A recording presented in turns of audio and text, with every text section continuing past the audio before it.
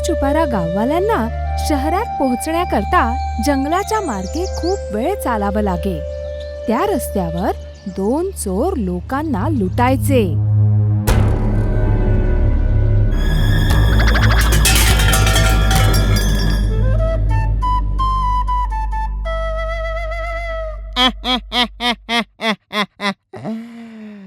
असं काही असेल तर आपल्या मालकांचं नाव सुद्धा त्याच्यात जोडायला सांगेल. हा कुठे? चहाच्या दुकानाच्या हिशोबाच्या वहीत? नाही मालक, पंचतंत्रांच्या गोष्टीत तुम्हीच काहीतरी मालक आहात. तू एक नवीन गोष्ट का नाही लिहित? भालू तंत्रकथा माझ्या वीर गाथेबद्दल सगळ्यांना कळू दे. हा तर मग पहिल्या लाईनीत असं काही लिहू का की तुम्ही एक बुद्धिमान आणि शूरवीर अस्वल होते ज्यांनी एका हिरणाला एका झटक्यात पाडलं. अरे पण मी तर एका आक्रमणात एक हरिण सुद्धा मारलं नाहीये. अरे नाही, आपण तर फक्त हे दाखवण्याचा प्रयत्न करतोय की तुम्ही एक खूप शूरवीर नायक आहात. अच्छा, तर ठीक आहे, हे चांगलं आहे. तर मग तू असं लिहू शकतोस की महाराजा भालूनी एका आक्रमणात सिंहाला मारून टाकलं. तू तसंही सगळं खोटंच लिहितो आहेस. एक खोटं अजून. अच्छा सिंह, तुमची इच्छा तर चांगली आहे पण गरज नाहीये. सिंहासोबत नको खेळायला. जर चुकून सिंहराजाने वाचून घेतलं तर आपल्यावर तर खूप मोठं संकट येईल.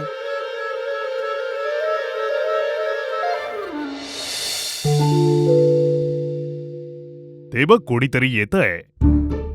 अरे मालक, आपण तर इथेच थांबू. या त्याच्याकडून सगळं ओरबाडून घेऊ.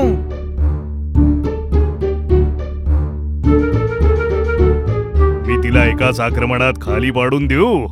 मालक, फक्त तुम्हीच करू शकता. फक्त मालकच करू शकतात. अस्वल मला मारायला येतोय. अरे देवा, काय खराब नशीब आहे आपलं. हे काय मालक? या सगळ्या तर बस फांद्या आहेत. काय फांद्या? माझे प्रिय मालक, हा तर ऊस आहे. आ? लोखंड? अरे लोखंड नाही, ऊस आहे आणि खरंच खूप गोड आहे. हो हो. आहा, मग आजचं जेवण तर खूप स्वादिष्ट असणार. ऊस विकणाऱ्या बाईला घाबरवून तिच्याकडनं ऊस चोरी करून मास्टर अस्वल आणि कोल्हा दुसऱ्या दिवशीच्या शिकारीची वाट बघत होते.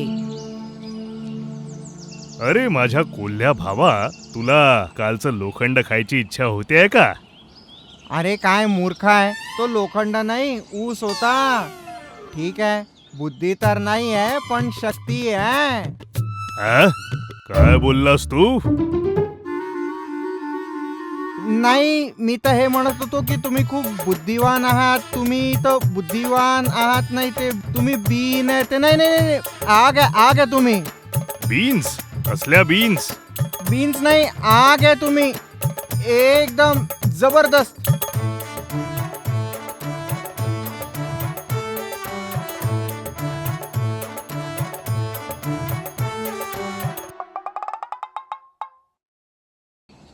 ते बघ, कोणीतरी येत आहे.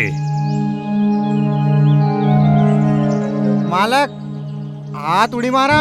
हात उडी मारू? मला माझे हात पाय नाही तोडायचे. मग हळू जाऊन त्याला पकडून घ्या. ओहो, लोक तर सांगतात की इथले प्राणी रस्त्यात खूप त्रास देतात.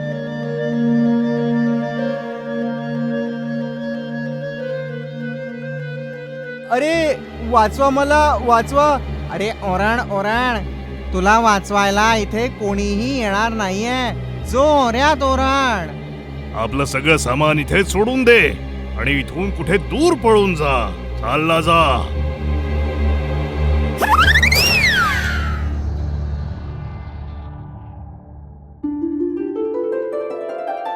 या जंगली मधाचा सुगंध कुठून येतो आहे? मालक, मला तर असं वाटतंय की या भांड्यातनं येत आहे. हा, मी बघतो. वा, चविष्ट मध. ह, चविष्ट मध, हा चविष्ट मध, चविष्ट चविष्ट चविष्ट मध. हाय हाय हाय. मालक, मला पण थोडं द्या ना. आणि असंच मास्टर अस्वल आणि कोल्हा दुसऱ्यांचं सामान चोरी करून त्यांचे दिवस आरामात घालवत होते. तेव्हा एके दिवशी कोल्ह्या भावा, आपण आपली लपायची जागा बदलायची का? लपण्यासाठी कुठली नवीन जागा शोधू. गरज नाहीये मालिक. जोपर्यंत तुम्ही माझ्यासोबत आहात ना, तोपर्यंत आपला कोणी शिकार नाही करू शकत. म्हणून आपण आपल्या लपायची जागा बदलायला नको.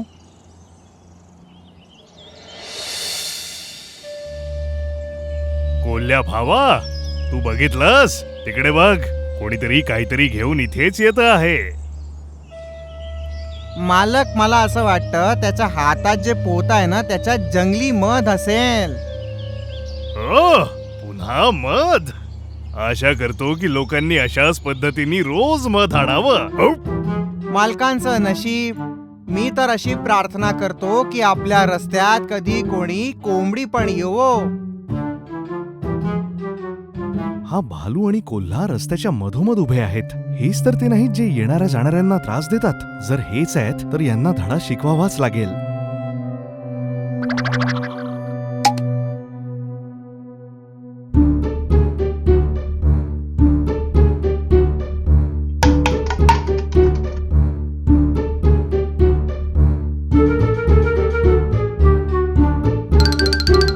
पहा, तो पळाला. मला तर असं वाटतंय पळता पळता त्याच्या हातातून काहीतरी पडलंय. या लवकर, पाहूयात काय ते.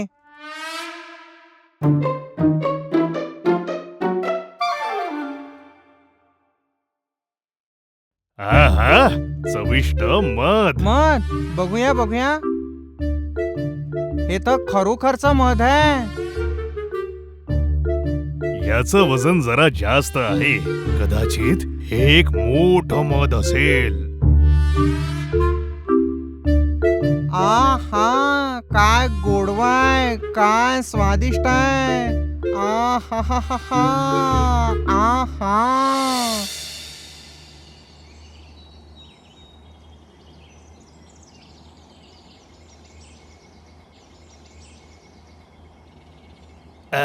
हे तर चिकटलं.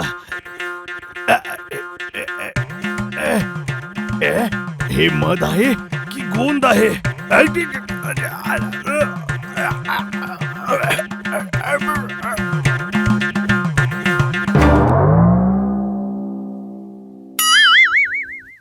अरे ओ मालक, तुम्ही माझ्याशी खोटं बोलून मला हे मध का देत नाहीये?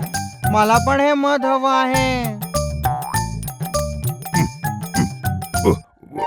हा, मध पिल्याने तुम्हाला झिंग चढली आहे, म्हणून तुम्ही मला मध पिऊ देत नाहीये तर. आ, हा, हा, हा, हा, हा.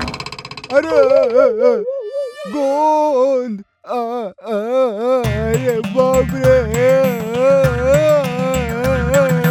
दुसऱ्यांचं सामान चोरी करून आरामात दिवस घालवणाऱ्या अस्वल आणि कोल्ह्याला त्या दिवशी एक गोष्ट समजली.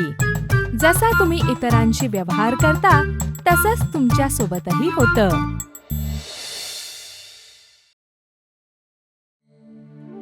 अरे लवकर करा, आपल्याला अजून खूप न्यायचंय. लवकर लवकर करा. लवकर हात चालवा, नाही तर एक गाडी बोलवावी लागेल. किती काम आहे. मी काय म्हणते, आपण थोडा वेळ झोपायचं का? काय म्हंटले तुम्ही? काही नाही, मी तर म्हणत होती की आपण लवकरात लवकर काम करू आणि मग आराम करू. आणि जेव्हा मुंग्या आपलं काम संपवण्याच्या कामात लागल्या होत्या तेव्हा त्यांना एक मोठा आवाज ऐकू आला. हा आवाज कसला आहे? मला कसं माहिती असेल? मी पण तर इथेच आहे ना तुझ्यासोबत. मला काय जादू न कळणार आहे का? चल बघून येऊ. त्या दोघी पण हळूहळू त्या आवाजाच्या दिशेने जाऊ लागल्या. काही कठल किंवा आंबा मिळाला तर आपण इकडे मस्ती करणाऱ्या मुंग्यांवर ते ठेवू. तिकडे बघ. अरे, तिथे एक मधमाशी बेशुद्ध पडलीये.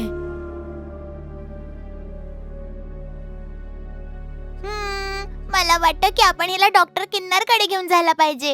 अरे ही तर शुद्धीत आहे. तर तिला बेशुद्ध होऊ दे, मग घेऊन जाऊ.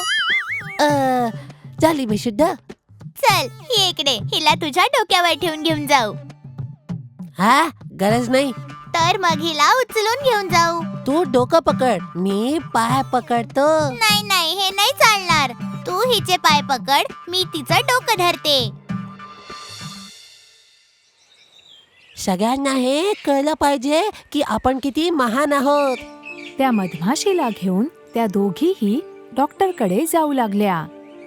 वर झाडाच्या शाखेवर बसलेला पतंग हे सगळं बघत होता. ओहो, बिचाऱ्या मधमाशीला या दोघांनी बेशुद्ध केलं आणि आता किडनॅप करून घेऊन चाललेत. आता दाखवते यांना.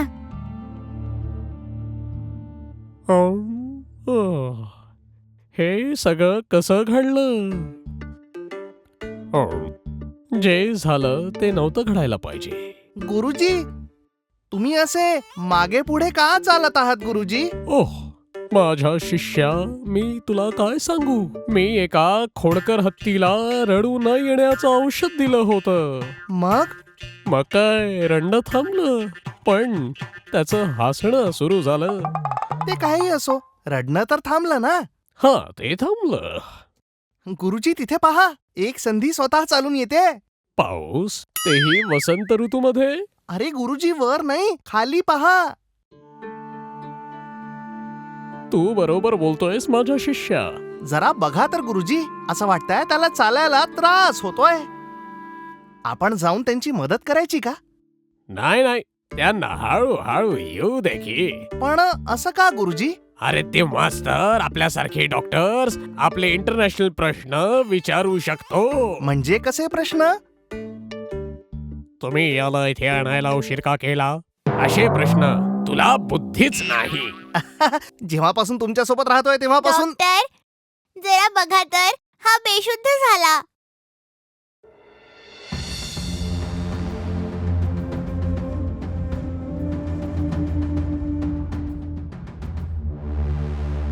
तुम्ही हिला इथे आणायला उशीर का केला? हा जेव्हा पडला होता ना, तेव्हा शुद्धीत होता डॉक्टर.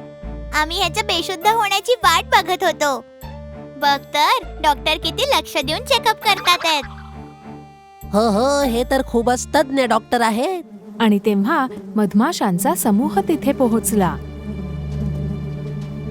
अरे बघ, मधमाशांचा कळप. तुम्ही माझ्या भावाला किडनॅप का केलंय? नाही, आम्ही त्याला किडनॅप नाही केलंय. मग तुम्हीच तर त्याला इथे आणलं आहे. मधमाशांचा समूह आणि मुंग्यांमध्ये एक भांडण सुरू झालं. एका साधारण गोष्टीवर इतके भांडतायत. हे काय होतंय? मी स्वप्न बघतोय का? स्वप्न नाहीये ग, तुझ्या शुद्धीवर येण्यासाठी हे भांडण सुरू आहे. तर मला काय झालं होतं हे सांगून भांडण थांबायला पाहिजे. हो, तू हे नक्कीच केलं पाहिजे. पण मग सगळ्यांना माझ्या चुकीबद्दल कळणार. तरी तुला सगळ्यांना खरं सांगावंच लागणार, मग भांडण थांबेल. ठीक आहे, तुम्ही सगळे थांबा रे.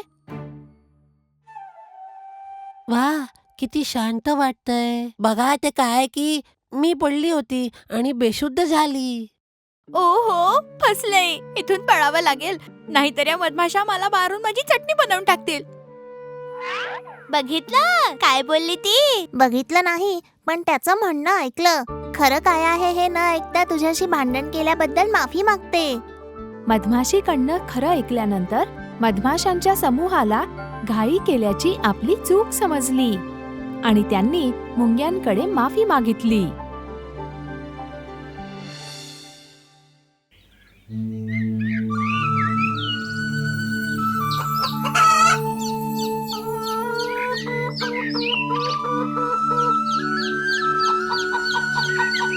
बेटा कुंजी, तू दाणा खात खात कुठे जातोयस? जास्ती दूर नाही जायचं हा. जर मी खाता खाता दूर गेलो तर त्यात काय बिघडलं? तुला तर मी दिसतोय ना. अरे नाही, तुम्हाला कसलाच धोका नाही आहे. आई नेहमी तुमच्यावर सगळीकडे लक्ष ठेवून असते. सारखा आईचा उपदेश ऐकून ऐकून कंटाळा आला आहे. स्वतंत्र राहताच येत नाही. जर आम्ही कुठल्या संकटात सापडलो तर आम्ही स्वतःचं रक्षण स्वतः करू शकतो. हा सगळा तुम्हा लोकांचा मूर्खपणा आहे. आपले शत्रू आपल्याला न्यायला तयार आहेत. एकदा तुम्ही मोठे झालात की तुम्हाला जिथे जायचंय तिथे जाऊन तुम्ही जे हवं ते खाऊ शकता. आज काहीही होऊन जाऊ देत, आम्हाला शेतात जाऊन खेळायचंच आहे. ते नाही चालणार मुलांनो, आमच्याशिवाय कुठेच नाही जायचं. आम्ही जाऊ, आम्ही तर जरूर जाऊ शेतावर. तुम्हाला यायची गरज नाहीये आई. थांबा मुलांनो, कुठेच नका जाऊ, थांबा. जे लोक आईचं ऐकत नाही आणि अहंकार करतात ते अनुभवातून शिकतात. आणि अजून काय म्हणू शकतो? मुलांनो, आईचं न ऐकणं धोक्याचं कारण असू मी शकतं. नाही बोलले, ती बोलली.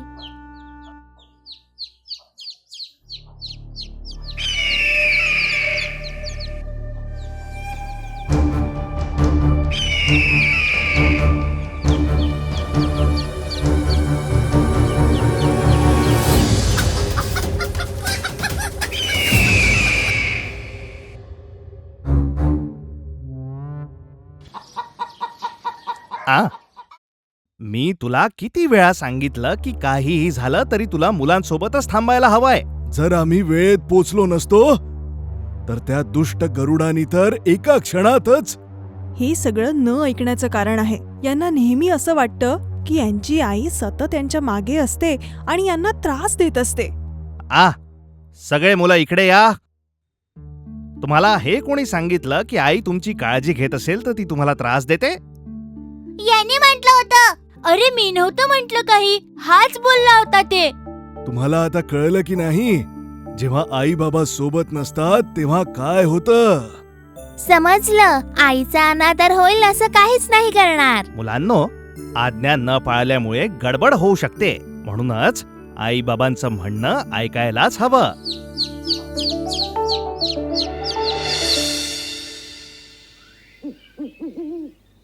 हा, जर ते मूर्ख कोंबडे मध्ये नसते आले तर मी सगळ्या पिलांना पकडून उडून गेलो असतो.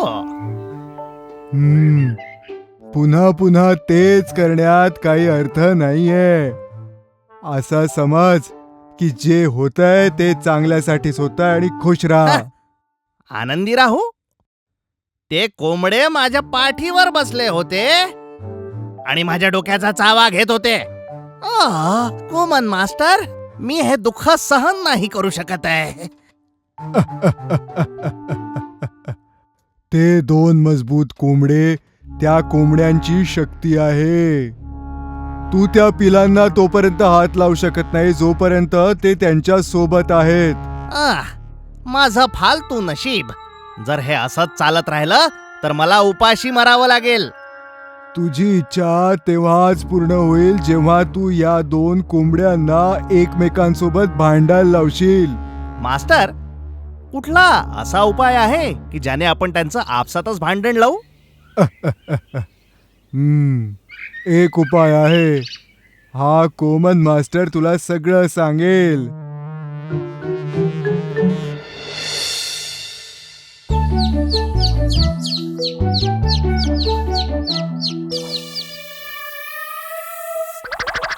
तो पहा गरुड. काल जे झालं त्याने तू संतुष्ट नाहीयेस का?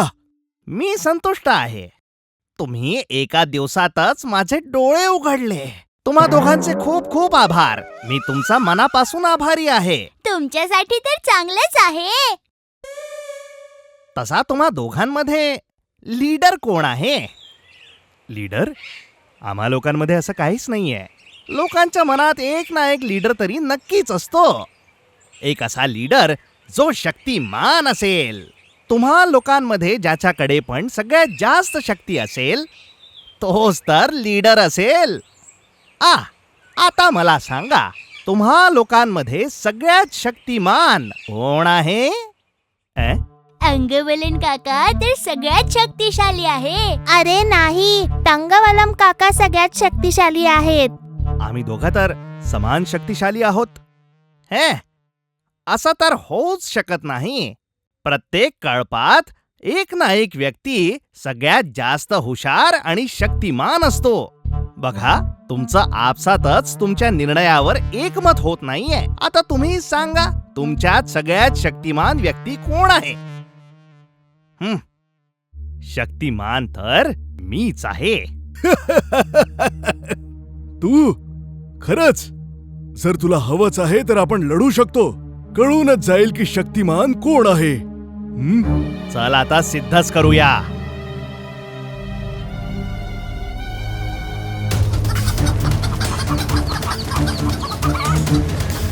हा, मार त्याला. हा, मार. तसाच अजून मार. अरे उडून मार. हा, तसाच मार. मारत राहा. कोंबड्यांच्या मूर्खपणामुळे त्यांना गरुडाचा दुष्ट हेतू कळू शकला नाही. यामुळेच एकमेकांशी लढून त्यांनी स्वतःसाठी आणि लोकांसाठी एक मोठं संकट निर्माण केलं. खाऊन टाका. उडवा. गळ्याचा चावा घे आणि फाडून टाक. खूप छान. पहिले तर मी या अर्धमेल्या अंगवलनला घेऊन जातो. हे सगळं करणं तर किती सोपं होतं. त्या कुमन मास्टरच्या युक्तीने तर कमालच केली.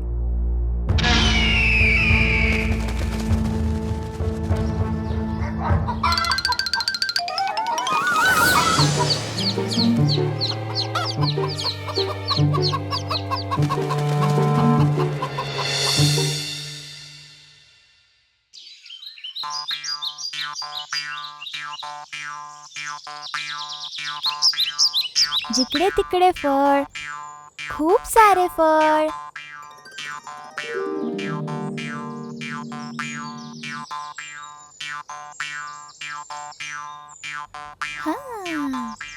अरे वा, हे फळं खाण्यात किती मजा येईल ना. हे सगळे फळं पाहून तर माझ्या तोंडात पाणीच सुटलंय. खारुताई, तू तर नशीबवानच आहेस ना. कितके सुंदर फळं तुला खायला मिळतात. किती चविष्ट असतील ना ते. ए खारुताई, थोडे फळं मला इकडे खाली देशील का? हे सगळे फळं ससा नाही खाऊ शकत. हाच जंगलाचा कायदा आहे. तू फक्त इतकं बघ की जंगलात कुठे गाजर मिळतंय का. अरे खारुताई, एकही फळ तू मला दिलं नाहीस ना. मला मिळेलच ग फळ, पण आता तू मागितल्यावर मी नाही देणार तुला.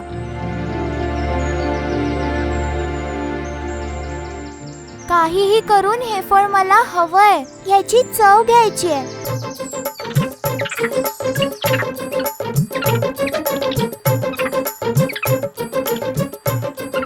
बंदर दादा, मला पण थोडे फळ देशील का? मला फळं खूप आवडतात. तुला पण फळं खायला आवडतात का? चांगली गोष्ट आहे. पण मग तू स्वतःच झाडावर चढ आणि मग फळ खा. अरे शश्या दादा, तू तर खूप तंदुरुस्त आहे ना. मग कशाला मागतोय? झाडावर चढून तोडून खाऊन घे. चांगला धावणारा आहेस ना, मग धावूनच चढून बघ ना झाडावर. सगळे फळं खातात, फक्त मीच फळं नाही खाऊ शकत. मागितल्यावर कोणी मला देत पण नाही. मला झाडावरची फळं खायचीच आहेत, नाहीतर आता लालसामुळे मरूनच जाईन.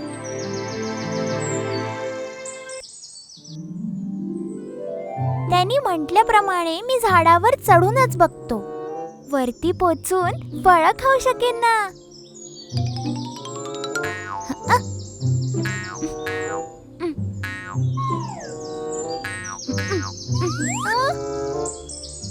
अरे ते बघा तिकडे.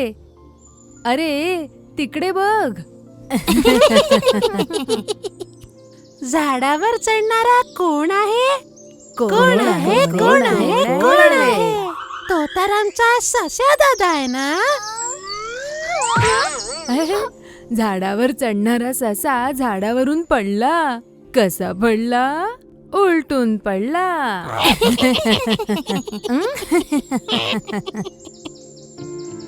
अरे ते बंदर तर मला चिडवतात.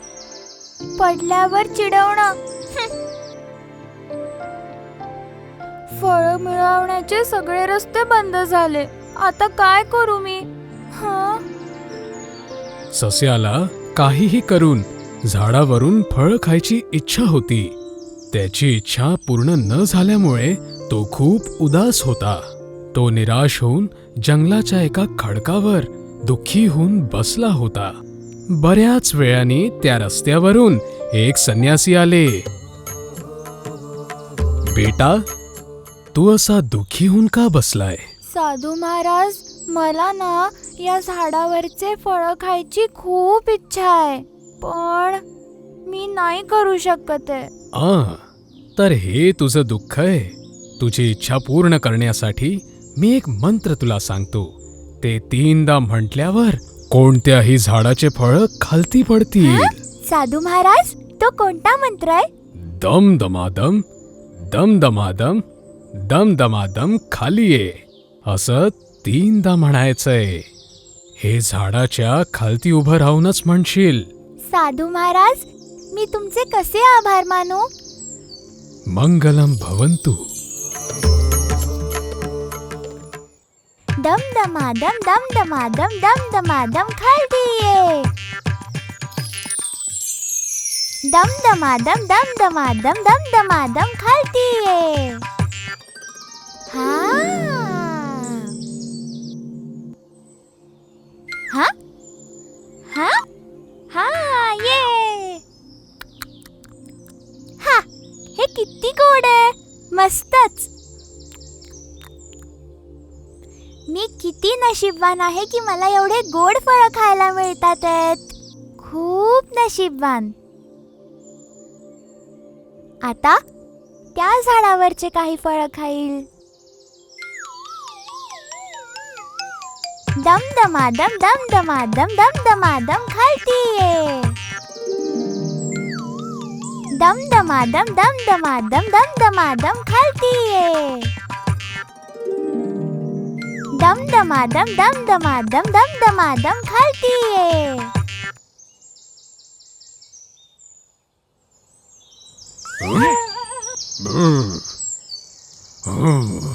झाडावरून मला खालती कोणी पाडलंय? तो तू आहे का, बदमाश ससा? तूच मला खालती पाडलंस ना. तुला मी आता नाही सोडणार. बापरे, मला नको मारू. मी सगळं सांगतो तुला. काय झालं होतं लवकर सांग. लवकर, नाहीतर मी तुला. मी एका साधू महाराजांनी सांगितलेला मंत्र म्हणून फळं पाडले होते आणि त्याबरोबर झाडावर बसलेला तू सुद्धा खाली पडला. मी तुला नाही पाडलं. संन्यासीने तुला एक मंत्र सांगितला? मग तर तो मंत्र मलाही ऐकवू, नाहीतर मी तुला संपवून मला टाकेन. नको मारूस. ऐक, मी तुला तो मंत्र आत्ता सांगतो. असं सरळ सरळ बोल, नाहीतर तू जिवंत नाही वाचणार. ह्याला मंत्र सांगितल्याशिवाय दुसरा कोणता पर्याय नाही. ह्याला काहीही करून दूर करायचंय, नाहीतर हा माझ्याकरता संकट ठरू शकतो. ह्याला पळवायला एक उपाय करूया. मी तुला माझा मंत्र सांगून देतो, पण मी जे झाड सांगेल त्याच झाडाखाली उभं राहून मंत्र म्हटल्यावर तू फळं पाडू शकशील. ठीक आहे, ते सगळं मान्य आहे. तू मला मंत्र ऐकव. ठीक आहे, मग तू तयार आहेस? कानांनी नीट ऐकू शकतो ना?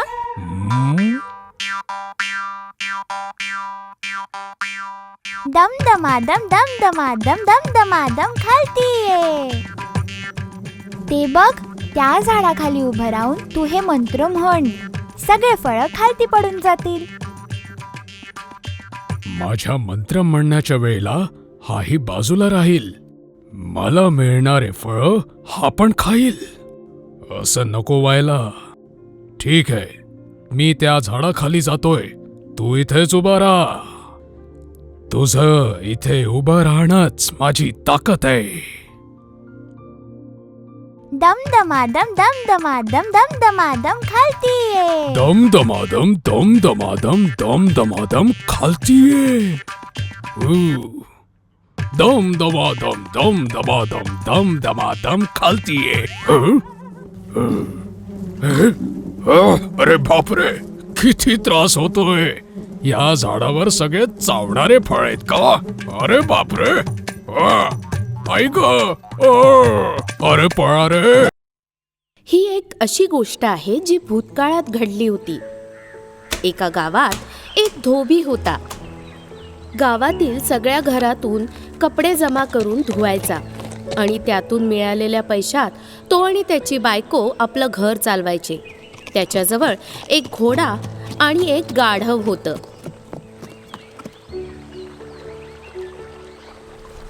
आपल्याजवळ एक गाढव आणि घोडा आहे. किती छान वाटतं ना. हो, ते तर आहेच. जर ते नसते तर तुम्हाला ते कपडे न्यावे लागले असते. घोडा असल्यामुळे आपण दूरदूरपर्यंत यात्रा करू शकतो. हे तर खरं आहे. घोडा आणि गाढव एकाच गोठ्यात राहायचे. पण घोडा गाढवाला आपला मित्र समजत नव्हता. तू कसा प्राणी आहेस? तू कसाही सुंदर दिसत नाही. अरे माझ्याकडे बघ, मी किती सुंदर दिसतो. हो मित्रा, तू खरं बोलत असशील, पण मी तुझा मित्र आहे ना. शे, मी तुझा मित्र नाहीये. तुझ्या वासामुळे मला इथे उभं सुद्धा राहत नाहीये. कुरूप घाणेरड्या प्राण्या. असं नको म्हणूस मित्रा. तसंही मालकाचं सगळं काम मी एकटा करतो. आपल्या दोघांचा मालक तर एकच आहे ना. तुझं आयुष्य इतकं आरामदायी आहे.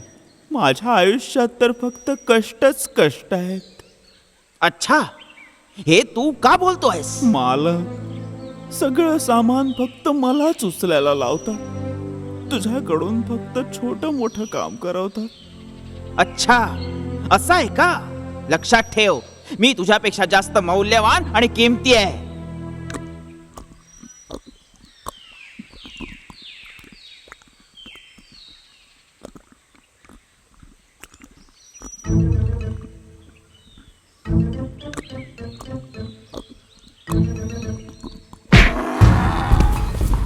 तू माझ्यासोबत असं नको करूस मित्रा.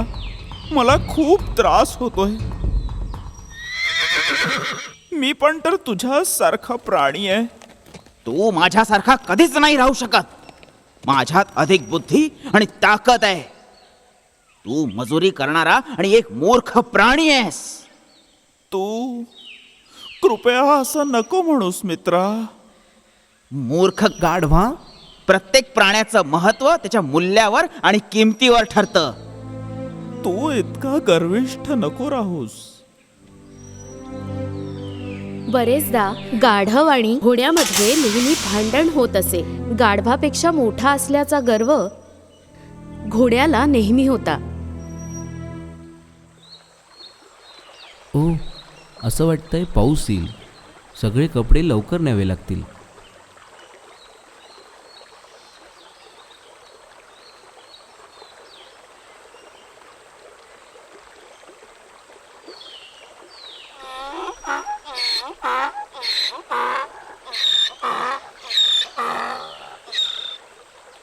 बाप रे, हे तर खूप जास्त वजन आहे. म्हणून गाढव, घोडा आणि धोबी पायीच घरी निघाले. पण वजन जास्त असल्यामुळे गाढव हळूहळू चालत होता. मित्रा, माझ्या पाठीवर खूप जास्तच वजन आहे. तू माझी थोडी मदत करू शकतोस का? तर मी काय करू? तुझी थोडी मदत हवी आहे. म्हणजे तुला म्हणायचं आहे की तुझं वजन मी उचलू? नाही नाही, असं अजिबात नाही. माझं वजन कमी करायला काही कपडे तुम्ही घ्या. अरे मूर्खा, तुझं वजन आहे ना, तूच उचल. मी घोडा आहे, मी वजन उचलत नसतो.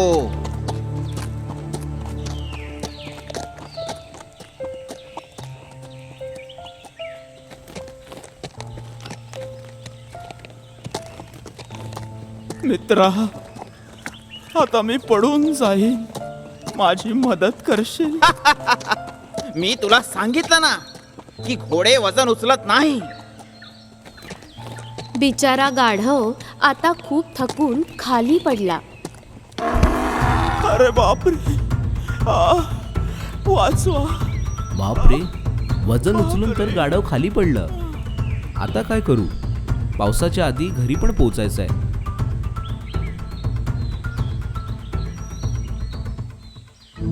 पडलेल्या गाढवावरून त्याने सर्व कपडे काढून घेतले. ओ बिचारा गाढव, याची हालत किती खराब झाली आहे. आता हा वजन नाही उचलू शकणार. हां, आता मी हे सगळे कपडे घोड्यावर ठेवून देतो. आणि नंतर धोब्याने सगळे कपडे घोड्यावर ठेवले. आणि एवढंच नाही तर त्या गर्विष्ठ घोड्याच्या अंगावर गाढवाला सुद्धा ठेवलं. मला याचा भार उचलावा लागत आहे. याचं कारण माझा अहंकार आहे.